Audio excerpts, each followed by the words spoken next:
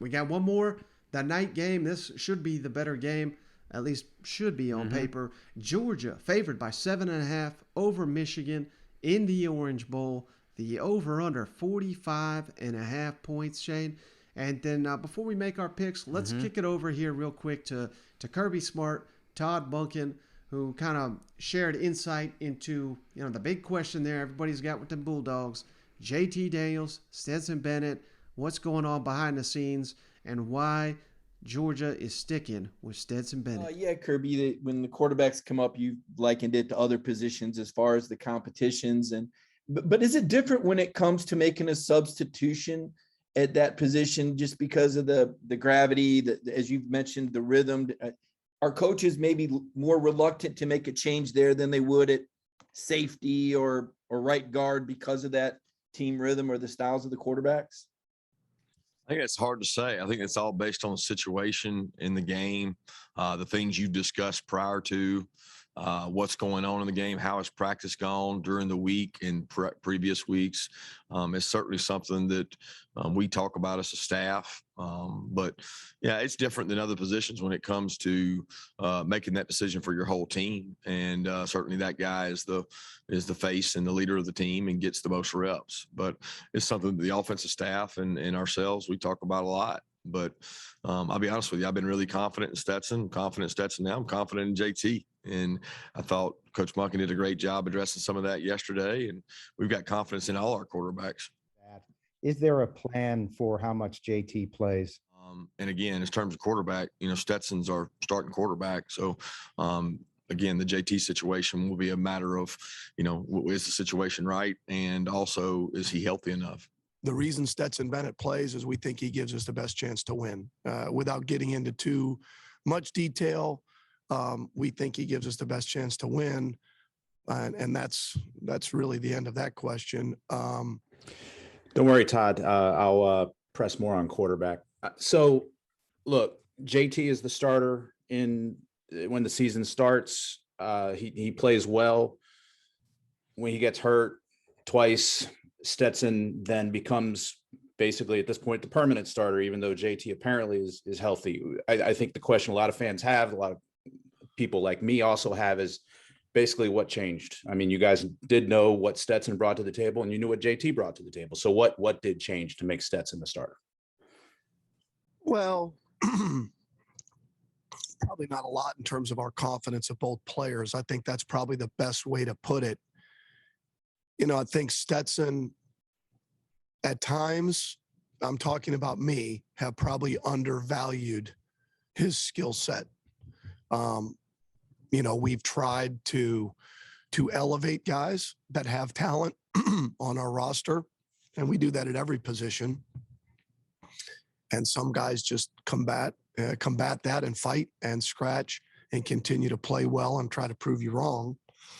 And that's what Stetson Bennett did. And it wasn't really anything JT did. It was more along the lines of what Stetson did that we thought gave us the best chance to win. His ability, his mobility, his ability, those things in the run game and in the pass game when things break down, we believe give us the best chance to win. It's really nothing that JT did. And it just happened where Stetson got an opportunity, took advantage of that opportunity. We continued to win. It never really ended up flipping the other way. I can't say that because they're really talented players. Carson Beck's a talented player. Brock Vandergrift's a talented player. Sometimes opportunity leads to, things that end up going in your direction. I don't know if I said that exactly right, but it never went back the other way where JT got a chance to get in there. And so it's just the way it is, and we believe that he gives us the best chance to win in a couple of those things of what I've said.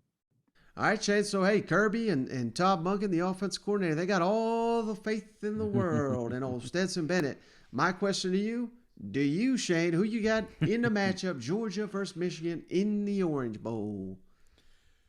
Oh, Mike.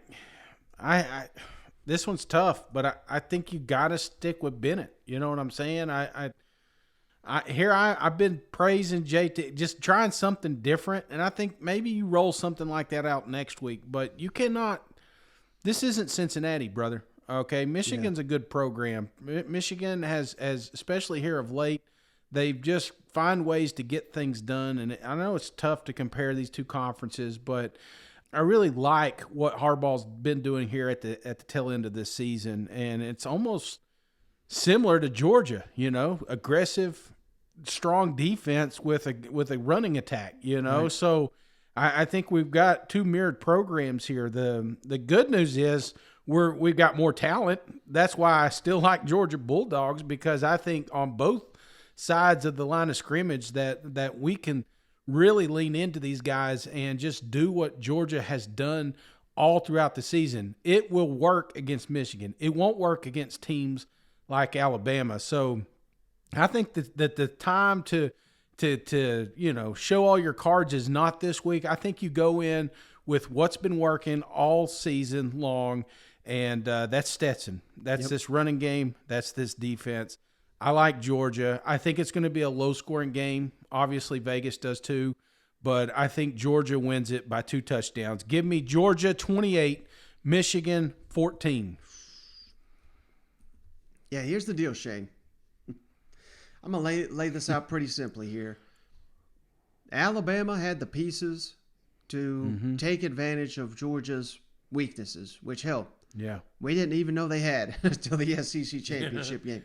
But Michigan just does not have this dynamic quarterback like a Bryce Young who just won the Heisman. No. They don't have a Jamison Williams.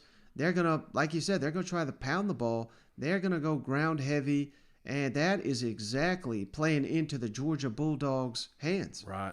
And so I think this was a nightmare matchup for Michigan. I mean, hell, they probably would rather have played Alabama, as crazy as that sounds, than the Georgia Bulldogs. Mm-hmm.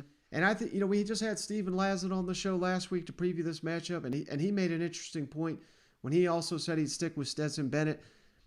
You kind of referenced there. This is a Michigan team that's going to come after you. They got their pass rusher was runner-up for the Heisman. I mean, yeah. Can you really have a statuesque type quarterback, that's not been playing against that defense? That would be a mistake. So, hey, I've been all over the map with Stetson Bennett. I'm not saying he's better than JT Daniels, but it makes all the sense in the world, particularly given the fact that old JT sounds like he was down there at Applebee's with cousin Shane. And he was now he had the COVID as well. That has been largely reported. So he's probably missed a significant amount of practice time here.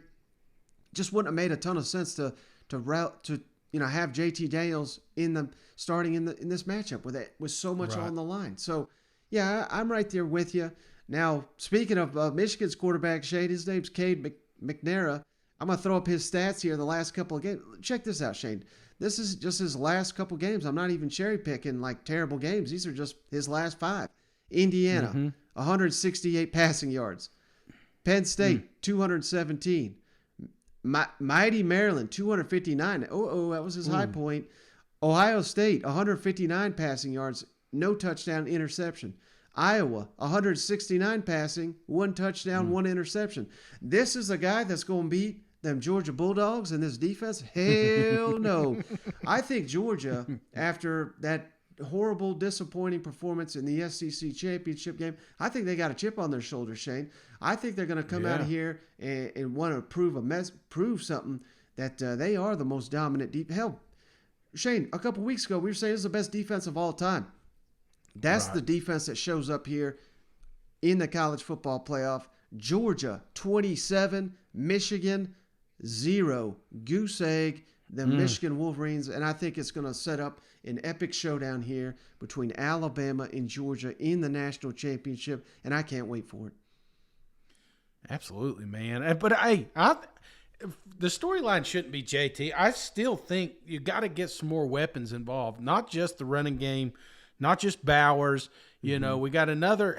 Hopefully, Pickens is healthy now. Right. He comes in and he can bring a little bit more spark to this offense because, if the mailman's got some more weapons to distribute among, that's the problem they had with Alabama. They just got too bottlenecked there and one dimensional. It felt like at times. So I'm not saying the mailman's the answer all the way through, but I think this week, you hit the nail on the head. This isn't going to come down to a high-scoring offensive game. It's going to come down to defense, fundamentals, and running, and that's just what Georgia is so damn good at. So, yeah, I like Georgia I think this one's. I don't think it's over at half, like the Alabama game. But I think.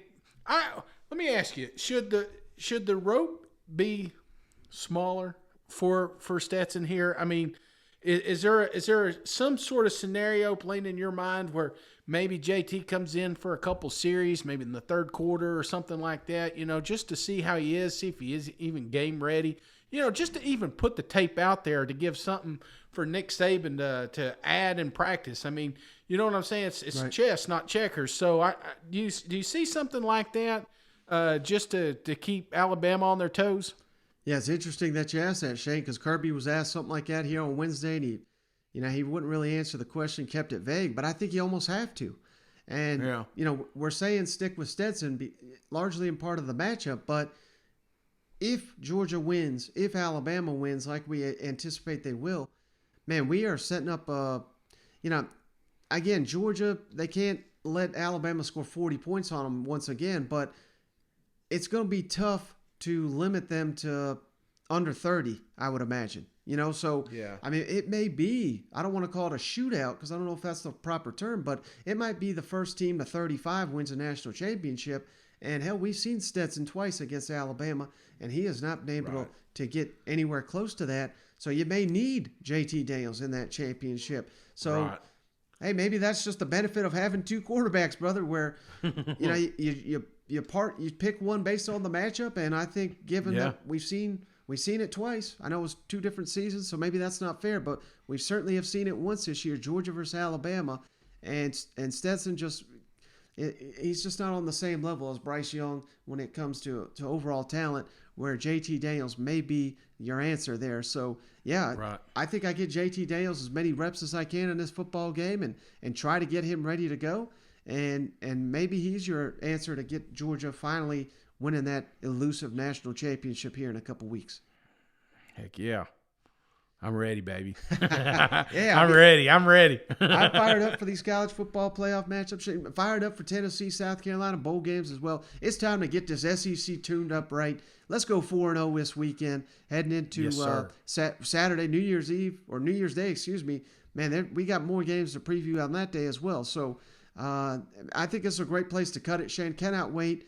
I'm ready to drink some beers. I'm going to be drinking them for you in that stadium. But anything else before we hop off the line? Yeah, well, I mean, it's Happy New Year's, guys. We're not going to see it till 2022, and some of us are like myself are just glad 21 is done. Man, it's been real. I thought 20 sucked, but damn, 21 COVID twice in 1 year. I better get some scratch offs, Mike, because I'm due, baby. So. But no, I'm ready for a new year. This podcast it continues to grow, and it continues to grow because of listeners, Mike. It continues to grow because of the work you put into this. It's been a fantastic year. We're gonna have a recap show for sure at the end of the season. We're gonna kind of, I guess, be our New Year's thing. We wanted to sit fireside chat and just talk about college football and things we saw this year, things we're excited about going into 2022.